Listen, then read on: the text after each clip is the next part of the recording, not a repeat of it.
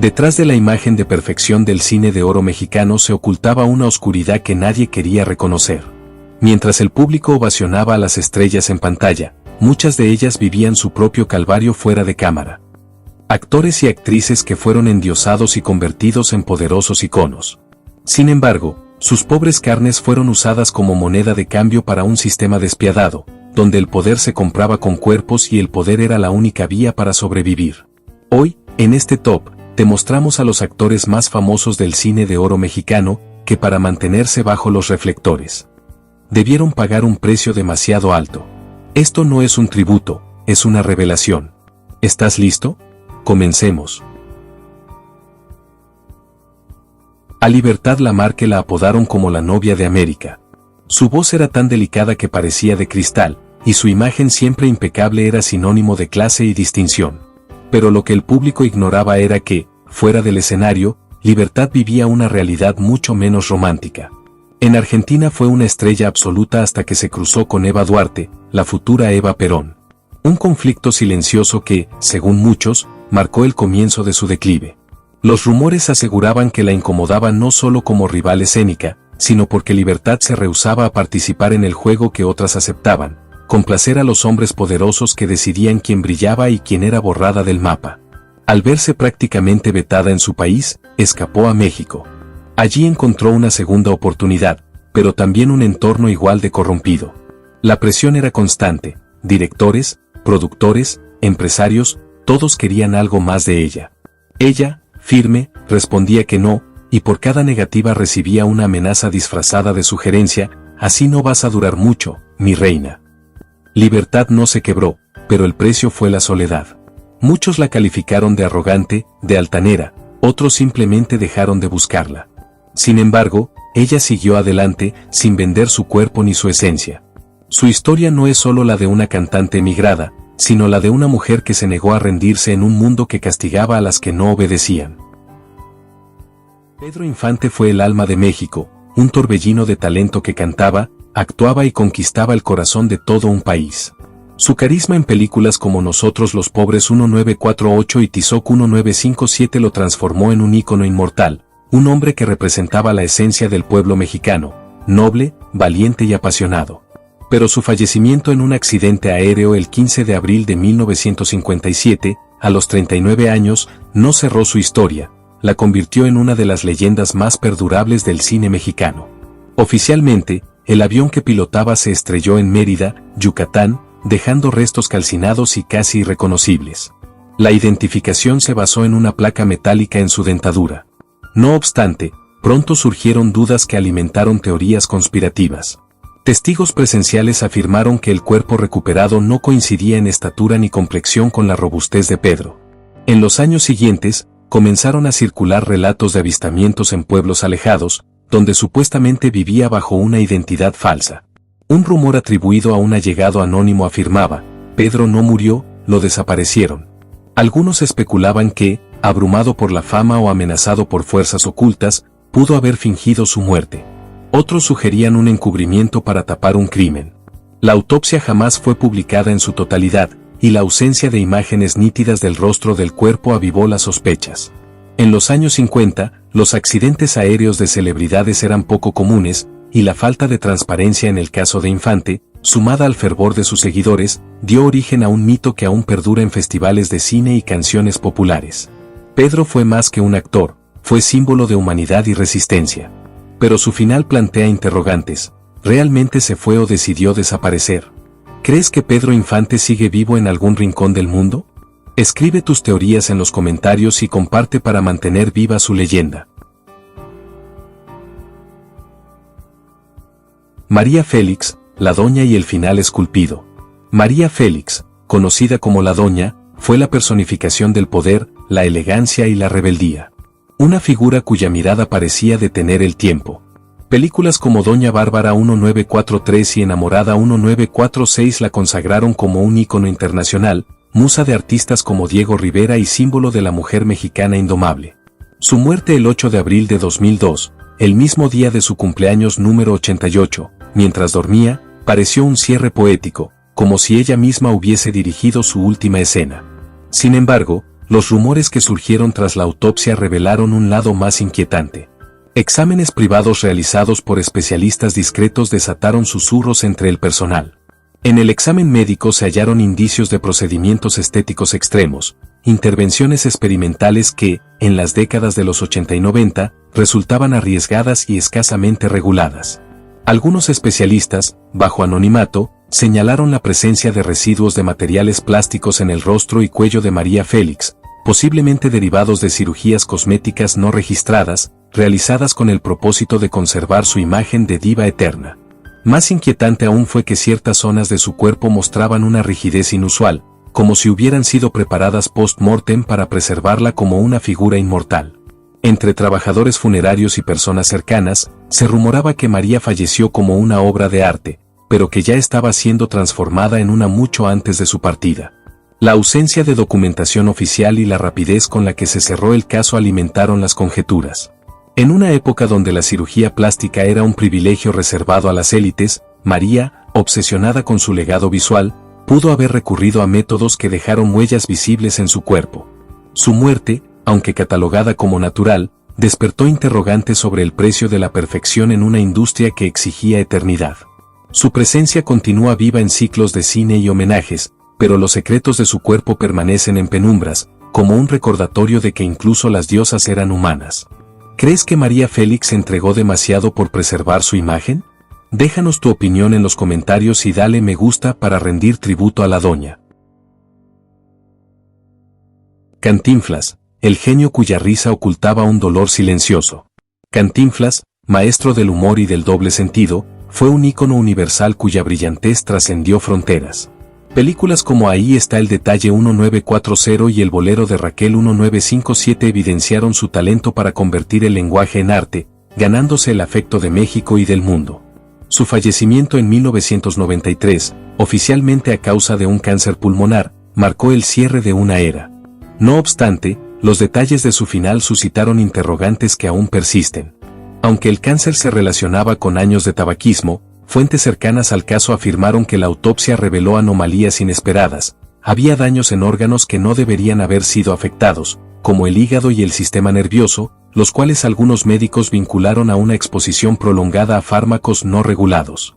Durante los años 50 y 60, muchos actores recurrían a medicamentos para soportar los rodajes extenuantes, y Cantinflas, conocido por su perfeccionismo, pudo haber hecho uso de estimulantes o sedantes para sobrellevar la presión.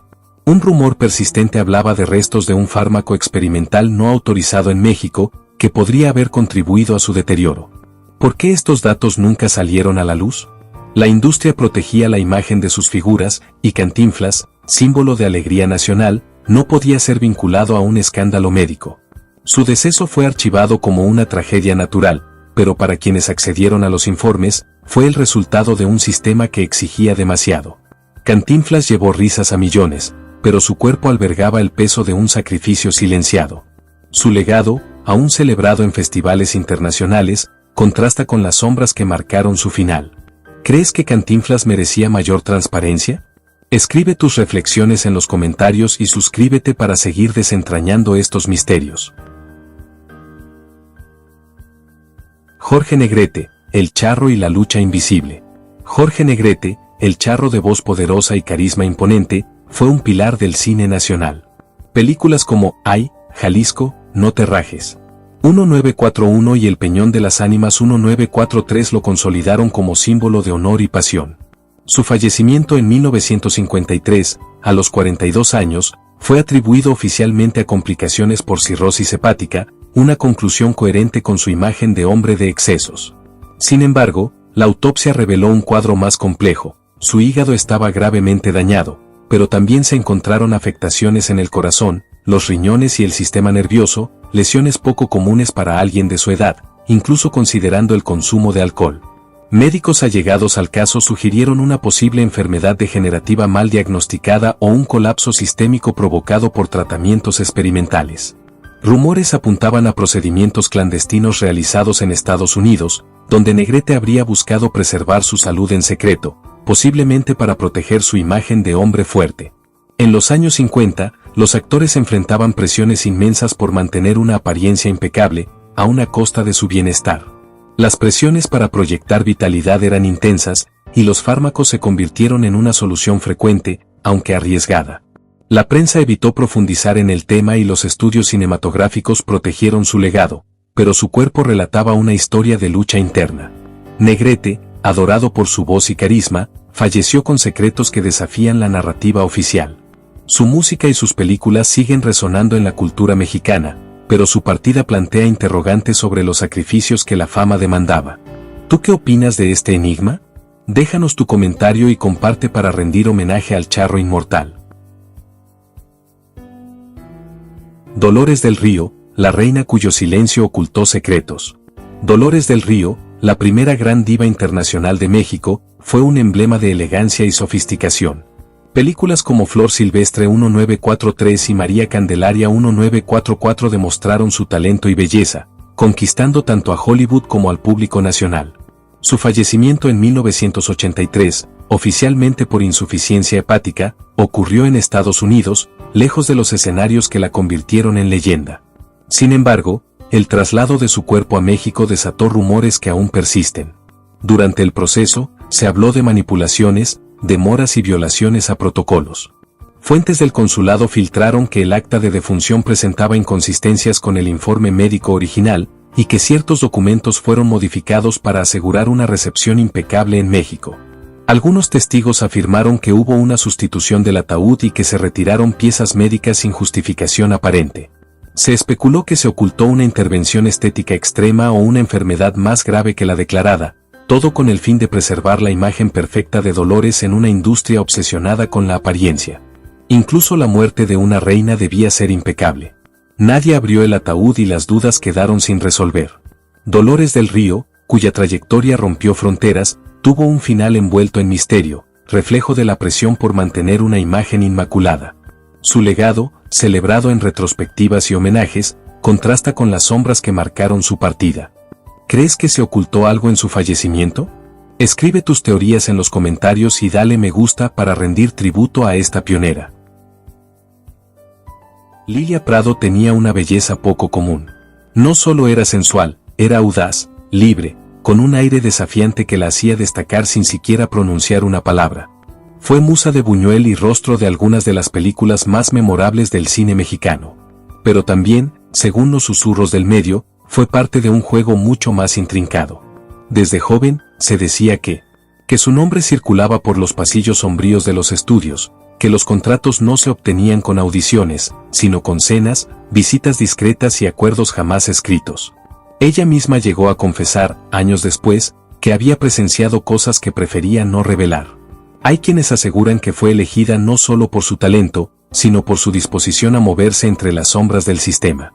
Otros afirman que simplemente fue absorbida por la maquinaria de una industria que sabía muy bien cómo envolver a sus estrellas, y cómo utilizarlas a su conveniencia. Meche Barba fue una de las rumberas más queridas del cine de oro. Tenía esa combinación perfecta entre inocencia y fuego, entre dulzura y picardía, que hacía imposible apartar la mirada. Pero el brillo en pantalla no contaba toda la verdad. Desde muy joven fue recomendada por ciertos productores en reuniones donde el cine era lo menos importante. Se decía que, en más de una ocasión, su presencia era solicitada en eventos exclusivos con la promesa de un papel que nunca llegaba, o que venía con condiciones no expresadas en voz alta. Muchos la veían asistir a fiestas lujosas, acompañada de personajes influyentes del medio. ¿Casualidad, estrategia, imposición? Nunca lo aclaró. Pero con el tiempo, los encuentros se convirtieron en parte del rumor constante que la rodeaba. Algunos afirmaban que su talento estaba menospreciado, otros, que fue utilizada como un símbolo de lujo en círculos donde las actrices no eran tratadas como artistas, sino como una forma muy específica de entretenimiento social. Aún así, Meche continuó trabajando, resistiendo, manteniendo una sonrisa que ocultaba todo aquello que no podía expresar. Gloria Marín tenía una belleza singular. No era la típica cara angelical. Su fuerza estaba en la mirada, esa mezcla de orgullo y melancolía que enamoraba a la cámara, pero también ocultaba secretos. Desde joven comprendió que en el mundo del cine, el talento no era suficiente. Había que caer en gracia a los hombres indicados, en el momento justo. Si no lo hacías, simplemente desaparecías. Tuvo un romance muy mediático con Jorge Negrete, pero pocos saben que, antes de él, fue marcada por otras manos. Se hablaba de productores que le ofrecían papeles, con condiciones. Lugares donde no había audiciones, solo habitaciones cerradas. Desesperada por mantenerse a flote, terminó aceptando más de lo que hubiera querido. Una vez, al negarse a firmar un contrato con un empresario cercano al director, fue reemplazada a última hora por una actriz más dispuesta. Ese episodio, según sus allegados, la hundió durante semanas. Ninón Sevilla no fue inventada por el cine, ya era una fuerza de la naturaleza antes de pisar un set. Llegó a México desde Cuba con una seguridad que intimidaba, y en poco tiempo se convirtió en la reina absoluta del cine rumbero, sensual, osada, magnética. Pero su ascenso vertiginoso no fue gratuito ni accidental. Detrás de su imagen de mujer empoderada se escondía un sistema que la empujaba hacia una doble vida. En las películas interpretaba a la mujer deseada, pero en la vida real era invitada constantemente a cenas privadas, fiestas exclusivas, encuentros reservados. Y no se trataba solo de socializar, allí se cerraban tratos, y no siempre artísticos. Políticos influyentes, empresarios extranjeros e incluso figuras del crimen organizado querían estar cerca de Ninón. Se decía que existía un catálogo no oficial donde su nombre aparecía en letras doradas. Ella, según relatan, usó ese poder a su favor. Sabía jugar el juego mejor que nadie, y lo hizo durante años. ¿Fue víctima o estratega? Tal vez ambas. Lo cierto es que su carrera no resistió el paso del tiempo como otras. Cuando dejó de aceptar ciertas invitaciones, también dejaron de ofrecerle papeles. Amalia Aguilar no entraba a escena, irrumpía. Su energía era tan avasalladora que parecía de otro mundo. Cada uno de sus movimientos tenía un ritmo hipnótico, y cada mirada dejaba claro que sabía perfectamente lo que generaba. Pero no todo en su historia era luces y música. En el medio artístico se hablaba con frecuencia de su presencia en eventos privados de altísimo nivel, cenas discretas, fiestas en mansiones, encuentros reservados con políticos, ejecutivos y figuras del poder. En esos espacios no se discutían guiones, y sin embargo, de ahí surgían numerosas oportunidades. Algunos decían que Amalia era astuta, que supo aprovechar su encanto en un entorno donde muchas terminaban extraviadas. Otros aseguraban que fue obligada a interpretar un papel que nunca eligió. Sea como sea, lo cierto es que su nombre figuraba en todas las listas, tanto de películas como de asistencias especiales a reuniones donde el protocolo y el interés se combinaban de forma peligrosa. María Antonieta Pons fue la primera gran rumbera del cine mexicano. Su silueta escandalosa y su acento cubano rompieron esquemas en un país que, hasta entonces, no estaba acostumbrado a tanta sensualidad en pantalla. Pero su carrera, tan intensa como breve, siempre estuvo rodeada de rumores. Detrás de cada película había una historia paralela, la de reuniones privadas en las que su presencia era más solicitada que sus escenas. Se hablaba de fiestas lujosas donde su nombre encabezaba las listas de invitadas especiales. ¿Casualidad? ¿Coincidencia? Lo cierto es que no eran encuentros promocionales ni audiciones. Algunos sostenían que su éxito inicial fue respaldado por figuras influyentes que la lucían como símbolo de conquista. Otros, que su silencio frente a estas dinámicas era una forma de protección. Lo que nadie pone en duda es que su carrera se desvaneció tan rápidamente como despegó. Rosita Quintana llegó a México con los ojos llenos de esperanza. Nacida en Argentina, tenía la voz de una estrella del tango y la mirada nostálgica de quien ha dejado todo atrás por perseguir un sueño. Pero ese anhelo pronto se transformó en un laberinto confuso. La industria cinematográfica mexicana era poderosa, pero también excluyente, y quienes tenían las llaves rara vez las entregaban por puro talento. Se decía que a Rosita le hicieron numerosas propuestas de esas que no se dicen en voz alta ni se plasman en papel. Su acento extranjero y su actitud decidida no fueron del agrado de aquellos que esperaban algo más que una buena actriz. Con el tiempo, aprendió a navegar el terreno. Asistía a los lugares adecuados, saludaba a las personas influyentes y, según algunas fuentes, también aceptaba ciertas invitaciones donde lo profesional y lo personal se entrelazaban de forma riesgosa. Su carrera despegó, sí, pero nunca sin ese murmullo de fondo. Un murmullo que hablaba de puertas abiertas bajo condiciones, de silencios forzados y de una mujer que tuvo que amoldarse a un mundo donde las decisiones no se tomaban en oficinas, sino tras cortinas cerradas. Evita Muñoz fue, durante años, el rostro de la inocencia. Chachita era la niña que todos deseaban tener en casa, la hija ideal del cine nacional. Pero crecer bajo los reflectores no siempre es un privilegio, a veces es una condena. Desde pequeña fue tratada como un bien valioso. Pero cuando dejó de ser niña y comenzó a transformarse en mujer, todo cambió. Su cuerpo ya no era visto con ternura, sino con otra mirada, más interesada, más calculadora. Intentó abrirse camino como actriz adulta, pero se topó con una industria que solo la aceptaba si se mostraba sumisa o predecible. Los papeles no llegaban si no aceptaba ciertas condiciones. Se hablaba de llamadas incómodas, de promesas disfrazadas de halagos, de directores que le pedían otro tipo de entrega. Evita, criada en una familia estricta y con valores firmes, se negaba. Eso le costó trabajo, oportunidades, visibilidad. Su talento seguía intacto, pero ya no era suficiente. Muchos afirman que su historia fue la de una mujer que pasó de ser adorada a ser ignorada, simplemente por no adaptarse a las nuevas reglas del juego. Marga López tenía ese tipo de rostro que despertaba ternura, era la madre ideal, la esposa abnegada, la mujer noble que todos deseaban tener cerca. En pantalla, su imagen era sinónimo de pureza, valores y afecto genuino. Pero detrás de esa dulzura se escondía una historia que pocas veces se ha contado, porque dolía. Porque a Marga no la protegieron. La industria no perdonaba la inocencia, y menos aún cuando esa inocencia se volvía un obstáculo para ciertos intereses. Desde sus primeros años en el cine mexicano, se enfrentó a un entorno donde los halagos se convertían rápidamente en propuestas disfrazadas. Se decía que, más de una vez, fue convocada a reuniones de cortesía donde los guiones no tenían relevancia, y las decisiones ya estaban tomadas, siempre y cuando ella aceptara ciertas condiciones. Fuentes cercanas afirmaban que, aunque intentaba mantenerse al margen, hubo momentos en los que la presión resultó insoportable. Que en más de una ocasión se dio, no por ambición, sino por temor a desaparecer del todo. Porque, en ese mundo, decir no podía equivaler al final. Lo más desgarrador es que su imagen pública jamás reflejó lo que realmente atravesaba. Mientras el público la adoraba como símbolo de virtud, ella tenía que aprender a sobrevivir entre silencios, miradas incómodas y decisiones impuestas. Hoy, esas voces silenciadas comienzan a encontrar eco. No para juzgar, sino para comprender. Para recordar que, detrás de cada estrella del cine de oro, hubo un alma en peligro real. Con anhelos, con temores, con cicatrices que la fama no logró borrar. ¿Y tú? ¿Qué piensas de todo esto? Te leo en los comentarios.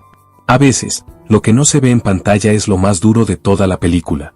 Gracias por acompañarnos en este recorrido entre luces y sombras. Si este contenido te hizo reflexionar, emocionarte o recordar, no olvides suscribirte y compartir. Aquí en tu canal favorito de YouTube. Seguiremos desempolvando los secretos del pasado, para que nunca se olviden. Y así como estás, hay más turbias historias, que aún deben ser contadas.